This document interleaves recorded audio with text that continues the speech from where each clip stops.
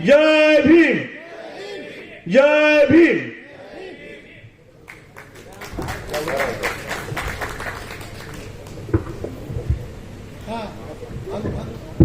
धन्यवाद खोबरागड़े जी।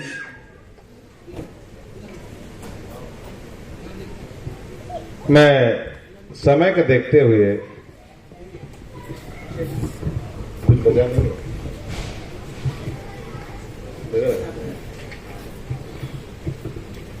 विशेष नागरिक को मैं, बच्चा है, बहुत ही उसके विचार हैं, मैं बच्चे से निवेदन करूंगा 2 मिनट में अपनी बात को रखें। विशेष नागरिक।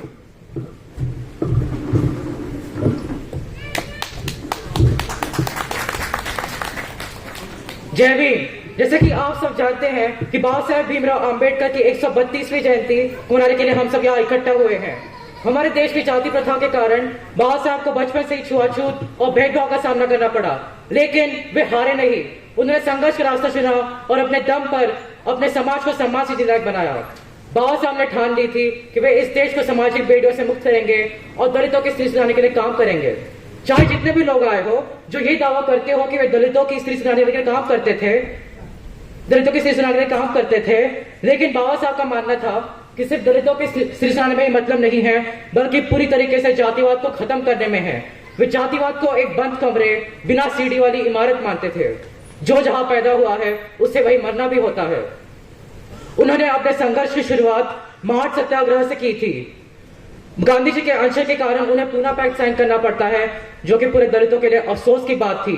राउंड टेबल कॉन्फ्रेंस में उन्होंने दलितों के लिए डबल वोट की भी मांग की थी और डबल वोट के लिए भी मांग की थी। और उन्हें भले ही हिंदू धर्म से दिक्कतें रही हो, पर हिंदू महिलाओं की स्थिति सुधारने के लिए उन्होंने हिंदू कोड बिल भी लाया था, पर वो लोकसभा में पास नहीं हो सका था। फिर बाद में उसे खंड खंड में पारित किया गया था।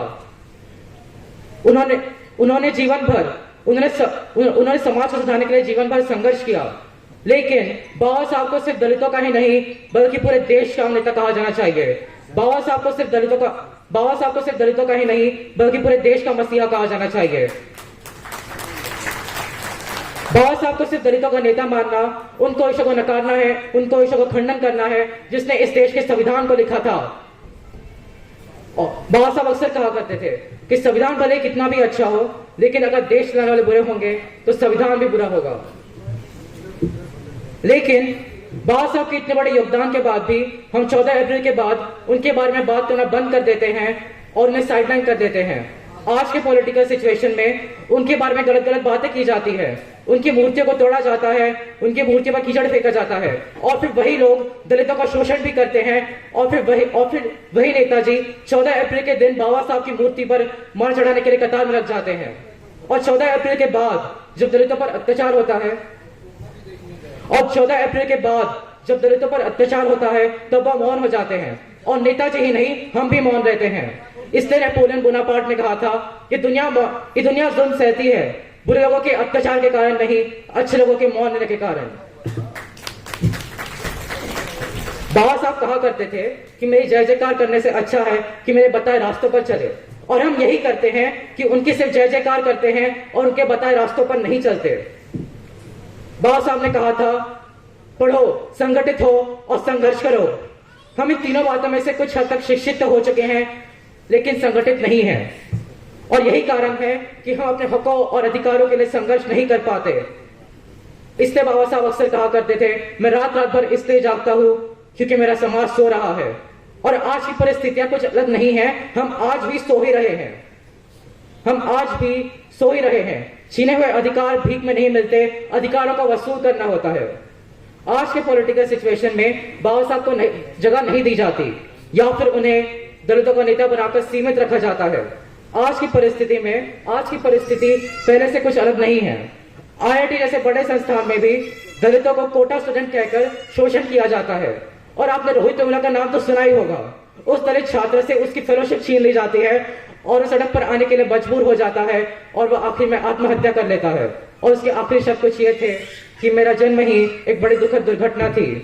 बाबा साहब ने कहा था, मनुवाद को जड़ से मनुवाद को जड़ से समाप्त करना मेरे जीवन का प्रथम लक्ष्य है, और हमें भी इस मनुवाद की विचारधारा को उखाड़ फेंकना होगा।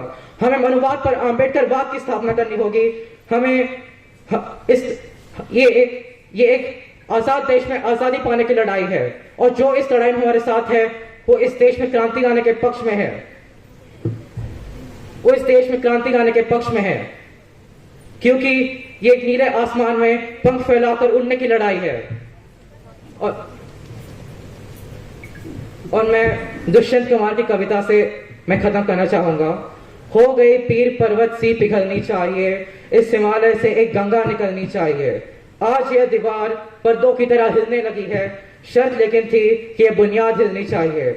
इस सड़क पर हर गली में, हर नगर, हर गांव में हाथ लहराते हुए लाश चलनी चाहिए। सिर्फ हंगामा खड़ा करना मेरा मकसद नहीं, सारी कोशिश है कि यह सूरत बदलनी चाहिए। मेरे सीने में नहीं तेरे सीने में सही, हो कहीं आग लेकिन आग जलनी चाहिए, हो कहीं आग लेकिन आग जलनी चाहिए। धन्यवाद। इस बच्चे के ओजस्वी वक्तव्यों के बाद में शायद स्पीच सुनते सुनते बोझिल से हो गए होंगे।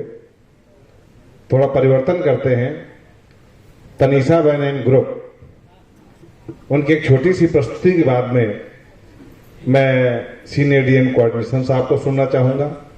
उसके बाद जो हमारे बीच में महिला सशक्तिकरण की एक मिसाल है, श्रीमती इंदु बंजारे, विधायक पामगढ़, उनके बाद में